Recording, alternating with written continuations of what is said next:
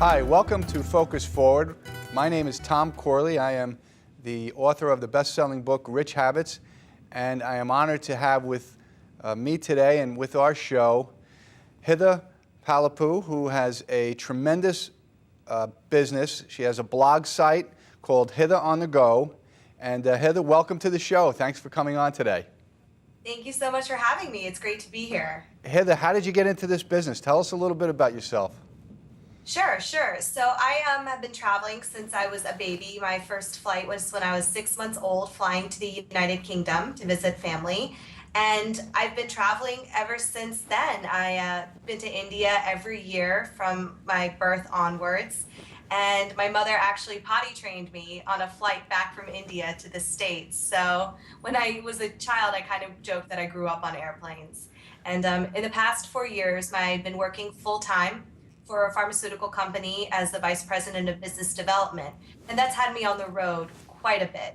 I travel to India 5 times a year. I'm in Europe and around the United States quite often. So I had to learn how to pack fast and efficiently and very compactly, but I also really love fashion. I really love style, and I didn't want to sacrifice that either. So I created Hitha on the Go as a way to share what I'm packing, what I'm wearing, the things my travel tips and tricks with other readers who might benefit from that type of advice. Yeah, this is important information, Hitha, because the travel industry has been changing so much. It's frustrating sometimes as a traveler when you're going on the airlines have, it seems like every airline has a different rule when it comes to the size of the bag. On one airline, you can carry on. The other airline, you have to take your bag and check it in. So give us some information on that. Why is there so many differences, and what can we do about that as a traveler? Sure. So I think there's a lot of differences because different airlines have different fleets. And a lot of the time, you don't necessarily know if you're going to be in a large 757 or if you're going to be in a puddle jumper. So what we can do to kind of alleviate a lot of those problems is check a lot of websites. Seattracker.com is a great website where you can check what type of aircraft your upcoming flight is going to be on. So you know if a suitcase is going to fit in the overhead compartment, or if maybe you should opt for a duffel, which you can then fit in under pretty much any seat space in front of you. So that's one tip you can do to kind of alleviate the burden of what do I pack and how do I pack. The other one is if you travel often, and I would say at least 25,000 to 50,000 miles a year, it really makes sense to not only invest in only flying with one airline where you can gain status. And with status, you'll often get the economy plus seating free of charge. You'll get 2 free bags free of check bags free of charge. It also allows you to build up a network of miles. So that way, if you ever wanted to travel for pleasure or fly your family out to visit you, you have that at your disposal as well. And airline credit cards are a great way to boost up your mile value when selecting a preferred airline to fly with. Hitha on the Go is the name of the blog. And now I assume you're blogging every day and you're offering tips every day. Do you offer tips on your blog about what types of bags are better than other types of carry-on bags and things like that? What I like to do is I'm never in the room to disparage any company, but I will talk about the bags I use and that I've had great success with. And in that, I can talk a little bit about some of my favorite companies. Low & Sons is a New York-based startup that focuses on making well-designed and beautifully organized travel bags. So I have one of their bags, my husband has one of their bags, my father has one of their bags, and I'm likely to go buy their duffel weekender bag as well because the construction is excellent, it's lightweight, has pockets for everything, and they're just really well-engineered, beautiful, easy-to-use bags. Similarly, I'm a big fan of Hayes suitcases. I really love Hayes because it's the same quality and construction as a Tumi, but at a fraction of the price. And what I really love about that is I get to save money, but have a suitcase that will last me for years and years. Is the suitcase, is it important for it? I see those suitcases where they're sort of indestructible, and I always often see that when I'm traveling, and I say, maybe I should get an indestructible suitcase. Is it that important to have one of those really rugged suitcases, or is it just going overboard? I think it depends on the type of trips you take. I mean, for people who are camping or are going to be traveling quite a bit and have their bags thrown by a lot of the luggage handlers, those suitcases, the hard case suitcases specifically, I've had great experience with. What I also love about them is that they're a lot lighter than the soft case counterparts. I find them that even when mine is sort of filled to the brim, I can still lift it up and put it in the overhead compartment myself with no problems. If you go for a soft case, I mean, I tend to have to ask my husband or, be at the mercy of a kind stranger to help me get my bag up there. So I opt for hard case suitcases simply because I find their construction to be strong and their lightweight is just a great advantage for me. What are some of the no-nos, the things that you absolutely cannot pack, you shouldn't be packing? And these days, liquids, there's a certain size ounce that you're allowed to bring on board. It's so confusing to people, and when you get to the airport and you're standing online, and then you see a list of all of these things, and it's just like, I don't know what I've got in my bag. I don't know. Can you give us some insight onto what you should definitely not be packing? Sure. Full-size liquids and toiletries are just a major no-no. Don't even, if you're going to pack full-sized items or you feel like you need full-sized items, go ahead and check your bag and save yourself the agony of having to hold up a security line because you didn't pack appropriately. There are some great websites you can visit to get toiletries in TSA approved sizes. There's one called 3fluidounces.com, and the website is 3floz.com, where they have a huge variety of high-end and luxury beauty products and toiletries for both men and women that are all in TSA approved sizes. And what they'll also do is they'll ship their products ahead to your hotel or to your destination, so you don't even have to worry about packing it on the way there, and it'll fit on your trip back home. Another big no-no that I always seem to find is people remember that knives and even some items they're verboten. Just don't bring anything that's sharp. It's a good rule to keep in mind while you're traveling through a plane. And then what's my personal annoyance, as frequent flyers often find this annoying as well, is when people can't put their bag onto the security line by themselves. And it's obviously, if it's too heavy for you to lift up to kind of your waist height, it's going to be too heavy to get in the overhead compartment, and you should just check in a bag like that. I think if people are just more intelligent about what to check versus what to bring, that it'll keep security lines moving a lot faster and keep everyone a lot happier in said lines.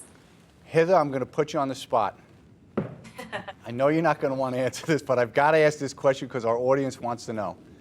Okay. What airlines are better than others in terms of their baggage policies, and which ones are just, you just get on the airline, you're going to have a problem? Is there any one better than the other? Southwest, without a doubt, with their baggage policy. Same with JetBlue. They allow 2 free checked-in bags, and it's a pretty strong rule. You're never going to get there and say, oh, ma'am, here's a fee, or here's what you have to pay as an overage. It is smart, though, to weigh your bags before you leave so you make sure they don't exceed the 50-pound limit. So just do that, and you'll be set if you fly those 2 airlines. In terms of the big U.S. carriers, I would say that United and Delta, both if you sign up for their credit card, you'll get your free baggage, 2 free bags to be able to check in for free for the course of a time you have that card. And I think that's a great perk, especially if you live in a city that is a Delta or United hub and you travel, often, even 25,000 miles a year, which, is going to the West Coast a few times in Europe once. So those are my 2. Airlines that are unequivocally just the worst about it, American and US Air. And if they merge, I will never fly on that carrier ever again. Is there a difference between the policies on international versus domestic flights? Is one stricter than the other? I would imagine international is a little bit more stricter. Correct. International flights, usually you'll have, the flight aircrafts are bigger, so you can kind of go for the maximum size for your carry-on pieces. So you can go for a full-sized suitcase, travel-sized suitcase, and a large bag to be able to bring with you. International, what you have to be careful with flying internationally is if you're flying a budget carrier like a Ryanair or in Spain, there's another budget carrier that they'll charge you for everything. So just be prepared that even if you have your 2 bags, that flying to Europe be no problem. If you have that second bag, they're going to make you pay for it regardless. So just before you fly, check all the regulations. If you know you're flying Ryanair and you're pre-booking, you'll often get a discount if you pre-buy your check-in bags versus doing it at the gate itself. So those are just a couple tips to keep in mind. Okay, Hitha, let's pretend I'm going to go traveling for a week. I've got my bag out, I've got all my clothes, and I'm looking at all this stuff, and in a minute I'm going to jump on hithatogocom. And when I do, what kind of tips, what kind of strategies, what do I do with my shoes? How many shoes do I bring? What clothes, khaki versus formal clothes? Can you give us some ideas on how we could best strategize on how to pack our bags? Absolutely. First off, to talk about shoes, I have a 3-shoe rule that I employ. I only ever bring 3 pairs of shoes with me total on any trip. So I'll wear a slip-on flat that can go on easily on and off when I'm going through security. I'll bring a pair of heels that's appropriate for the occasion for when I'm traveling, whether it's a business meeting or a wedding or some sort of formal event. And then I'll bring a comfortable walking shoe or workout shoe so I can exercise while I'm there, or just go for a brisk walk or a jog around the place and kind of take in the scenery. So 3 shoes is all you need. Now, the second with clothing, go ahead. to jump in on that, is I'm big on pre-planning your outfits. So if you do plan to say, I'm going to wear this shirt on this day and I'm going to repeat it again 2 days after, I can wear these pants a couple of times before they have to be washed. I can wear jeans a few times. Plan to wear each piece at least twice. And what that allows you to do is save a lot of room in your suitcase, because chances are you're not going to wear your entire closet if you pack it. So just be thoughtful and mindful when you pack. And then rolling your clothes saves a good amount of room in your suitcase as well. And do you show on your blog is there any like a video that you could show that shows people how Hitha packs? There are a couple videos about that, and I'll be doing more in the coming weeks, where I'm actually going to have a new series where I show people exactly what I'm packing and how I pack for a particular trip. So I have a video on the website right now that shows what I did for a quick weekend getaway that was both business and a little bit of pleasure. I have a video that's going to be coming up where I have a week-long trip in 2 different climates. One is all business, one is like an Indian engagement party. So as you can imagine, I can't really mix and match an Indian formal outfit, but I'll be showing how to make room for that and planning my other outfits around it. So stay tuned, and you'll be seeing a lot more videos about that as well. That's fantastic. One of the things that frustrates me when I'm traveling is I open up my bags when I get to my destination, and I'm hanging everything up, and it's all wrinkled, it's all messed up. I might have spilt something on a shirt. What kind of tips or strategies can we do in anticipation of these things right before we actually get on the plane? So things like packing your clothes the way a dry cleaner gives your clothes, like putting some tissue paper in the sleeves, putting a plastic cover around it, those can help minimize wrinkles. I'm of the fact that my clothes are going to be crumpled, they're going to be wrinkled. I just actually bring on a travel steamer with me, and it's, I think, $50 on Amazon. It works in any country, and what it does is it allows me to get all the wrinkles out perfectly once I get to my destination. And the steamer is so fast that for a week's worth of clothing, I can usually get it done in about 10-15 minutes. That's fantastic. That's good advice. You know, when you go to these airlines, they have, I'm always confused by all the lounges, and I wonder, I wonder if I'm eligible to go into that lounge because I have an American Express card. And then I know that United Airlines has different lounges, and if you have this credit card or that credit card, you qualify. Can you give us some information on that? Definitely. For lounges, I think if you're a gold member or above on a lot of carriers and you're flying internationally, you'll be able to get access to that lounge. Now, if you're flying domestically, even if you're flying first class, sometimes you won't. With Delta, their top tier status, I believe it's Diamond, that includes lounge access for the year that you have that status. And with American Express, you can also get access, if you have a platinum or a black card, you get access to the Delta lounge as well, all around the country, but you have to be flying Delta. And I mean, does every airline have their own lounge? Every airline will have a lounge or several in a lot of their hub cities. So for me, I fly in and out of Newark often, and I actually do have a membership to the United Lounge because I spend enough time in an airport that if I can go to a nice quiet place, get a quick snack, get on the internet and finish up some work, it allows me to be even more productive with my day-to-day and my in-flight routine versus trying to camp out and find a plug point anywhere else in the airport. For smaller cities, I'll notice that I might not have access to the United Lounge, but I'll have access to one of their sister airline lounges. So if I'm flying through Frankfurt, I'll be at a Lufthansa lounge. If I'm flying Swiss Air, I'll be at a Swiss Air lounge. In the United States, if I fly through Charlotte or Philadelphia, I can go use the US Airway Club. Oh, so it is. There's a lot of availability at these airlines. I didn't realize that. It is, and this is all on your blog. You can get all this information. That's fantastic. A lot of great tips, trips, and if it's not on there, shoot me an email, and I will be sure to feature it on an upcoming post. Let's talk a little bit about your travel packing company, Portavi. Mm-hmm. This is a company that you started to help people, individuals. Does it also apply to businesses or business flyers where you help them travel, pack and all? Tell us what you do.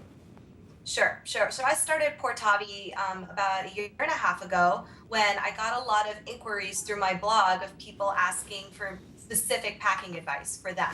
And the wheel started turning, and I thought there's a great way to build a business around this with the prevalence of Skype and other video conferencing technologies, the fact that I just don't sleep very much and I'm happy to help people all over the world. It just allowed me to say, all right, let me actually sit down and help people and teach them how to pack and show them what to pack, because for me, it's been a lot of trial by error and experience. I can now pack for a trip in 10 minutes and be out the door. A lot of people have a lot of agony, have a lot of stress, overpack, don't know what they're going to wear when they're there. And if I can help them take that stress, traveling is already so stressful, packing shouldn't be an additional stress on top of that. How do you go about helping them? I mean, do you just show up in their room, in their house, or do you Skype? How does it work? What we'll do is when they purchase the session online, I will ask a couple questions about their upcoming trip. Where are you going? When are you going? What's your style like? What do you like to wear? Anything I should know about this trip? And try to get as many details before our session as possible. And then what we'll do is in the first about 5 to 10 minutes of the session, we'll actually talk about the trip, talk about their style, go through kind of all the logistics and say, okay, based on what I'm hearing, these are the kind of things you're going to need. Why don't you start pulling these items out of your closet, and we'll start nailing them down and assembling actual outfits and planning what you're actually going to pack. Well, that's everybody needs this advice. They should go really to your website, to the blog, Hitha on the Go. That's really important, and they should call you for your travel packing business, because there are things that it's so confusing. The hotels sometimes have partnerships with the airlines. I mean, how do you vet all of this out when you're you're trying to give advice. You must be doing research on it every day on this stuff. Well, I'm very lucky that I spend a lot of time in airports. I actually just am very interested in the travel industry overall. So I've learned a lot of this information along the way. But this is research I don't mind doing because I myself am curious about a lot of these things. So I have no problems with that. But what I also will do is, in terms of hotel and airline partnerships, and it's interesting that you brought that up, you're seeing a lot more synergies and collaborations happening. Like in the case of United and Marriott just announced a partnership where if you're a gold member on United, at least, you can get gold status on Marriott as a result. And now they have a one-to-one transfer of miles to points. Delta and Starwood also have a similar partnership where you can get points while you travel, while you fly, or you can get points when you're miles when you're staying at a hotel. Hilton actually also has a great option with Marriott with United where you can get your points and get miles at the same time. So it's just nice to kind of research a couple of tips and tricks, and there's some great blogs that do write about it. Johnny Jet is one that I reference quite a bit because chances are if I don't know the answer, Johnny does, and he's written about it. So that's one I visit quite a bit. Well, that's what I like about your blog is you're not only just trying to promote your own blog, but you're actually partnering with a lot of different blogs because the information that exists on their blogs is beneficial. So I like that. How about car rental companies? Is there anything that we should know that's unique about them that would help us? So I'm a big Hertz fan myself, and that's simply because I started using Hertz because my father did. And what I love about their Gold program is that I can skip the line and go straight to my car, and my name is on a kiosk. My husband, on the other hand, uses National. And what he loves about it is he's an Emerald Club member. And for car rental companies, people don't know that there is no qualifying number of rentals or miles or days you have to run a car to get their status. It's something you can sign up for right away. So with the Emerald Club and National, you can just go straight out to the lot, pick out your car, drive it to the kiosk, give them your license and your credit card, and be out the door. And the speed and the convenience of that, I think, is very, very nice and very convenient. Okay, Hitha, let's finish up. You got to give us some secrets. You have any secrets or any tips, 2, 3, or 4, anything that you could share with us that we would never know about? Absolutely. The number one tip that I give a lot of my clients and my blog readers that a lot of them don't realize is when it comes to packing liquids that you're only going to need maybe drops of or small amounts of, pack it in a contact lens case. Squeeze the product into the cup of the case and screw it on, and then mark with the back of the case with a Sharpie what it is. You can maximize so much space in your quart-sized bag if people did that for even small amounts of liquids. So that's one key tip. The second one is if you're going to be sitting at the window seat, it's always going to be cold. And you can never really trust the cleanliness of an airline blanket. I certainly don't. So what I do is I pack a pair of socks in like a little baggie, really warm, mushy cashmere pair of socks. Especially when I'm flying on a red eye, it's convenient because I'm never woken up because I'm so cold. So those are two of my top tips for you. Hitha, this has been enlightening. A lot of information you shared with us today, and I want to let everyone know that it's hithaonthego.com. Hitha Palepu, fantastic travel expert. She's got a travel packing company called Portave. Everybody go to Hitha on the Go and hook up with Hitha. She can help you. She's really informative. She knows what she's talking about. This has been Tom Corley with Focus Forward and Hitha Palepu. Thank you very much, Hitha. Thank you for having me.